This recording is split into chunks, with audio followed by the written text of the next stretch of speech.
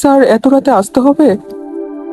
আচ্ছা ঠিক আছে স্যার, তাহলে গাড়ি পাঠিয়ে দিন, আমি চলে যাচ্ছি। রাত তখন 12টা। রুমির কাছে হঠাৎ হাসপাতাল থেকে ফোন আসে। মা রে, এত রাতে হাসপাতালে যেতেই হবে? আমি কিছু বুঝি না মা, রাত দিন বলে কোনো কথা নেই, যখন ডাকে তখন দৌড় দিতে হয়। মা, আমরা তো সেবিকা, রোগীদের সেবা করাই তো আমাদের একমাত্র কাজ। আমাদের এক্ষুনি অন্য একটি হাসপাতালে যেতে হবে। ওই হাসপাতালের একজন পেশেন্টের অনেক খারাপ অবস্থা মা, ওনার এখনই নাকি অপারেশনের দরকার। অপারেশন করাবেন যে আমাদের হাসপাতালের সিনিয়র স্যার, তার কারণে আমার থেকে যেতে হচ্ছে মা। তুমি কোনো চিন্তা করো না, আমাকে আবার স্যার দিয়ে যাবেন।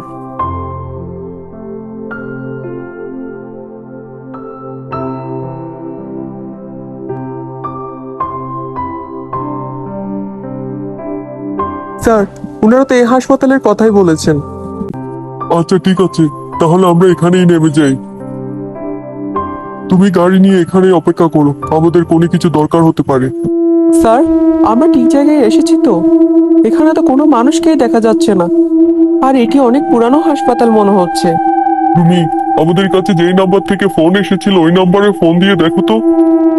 আমি তো কিছুই বুঝতে পারছি না, এটা কোন জায়গায় এসে পড়লাম।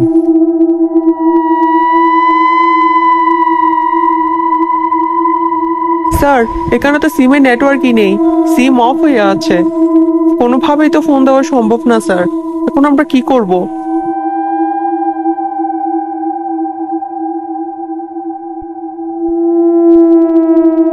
হে ঈশ্বর, এটা কোন জায়গায় এসে পড়লাম?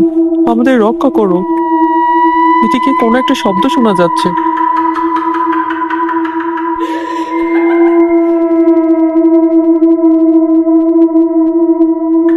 রুমি, এদিকে শব্দ শোনা যাচ্ছে, মনে হয় কেউ আছে।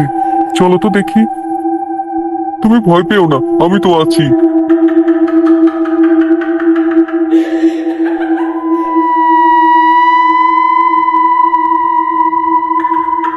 আমাকে বাঁচাও, তোমরা আমাকে না বাঁচিয়ে কোথায় যাচ্ছ?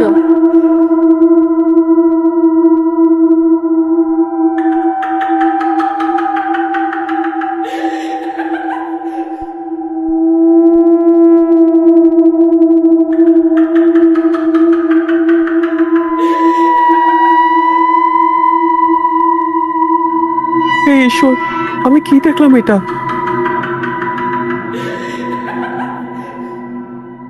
তুমি কেন ভয় দেখাচ্ছ আমাদের? আমরা তো তোমার কোনো ক্ষতি করিনি। আমাদের এখান থেকে যেতে দাও। আমার মেয়েটা অনেক ভয় পাচ্ছে, সে ভয়ে অজ্ঞান হয়ে পড়েছে। দয়া করো আমাদের। আমার থেকে দয়া চাচ্ছিস? আমাকে তো তোরা কেউ দয়া করিসনি, বিনা চিকিৎসায় আমি মারা গিয়েছি। আমি তোদের ছেড়ে দিব একটি মাত্র শর্তে, আমাকে যেই ডাক্তার মেরে ফেলেছে সেই ডাক্তারকে তোদের মারতে হবে। তোরা সেটা পারবি কিনা বল, আর যদি না পারিস তাহলে আমি এই মেয়েটিকে আর তোকে মেরে ফেলবো। আমি তোমার শর্তে রাজি, তুমি আমার মেয়েটাকে কিছু করো না, ওকে ছেড়ে দাও। আমি ওই ডাক্তারকে মেরে ফেলবো যে তোমাকে মেরেছে।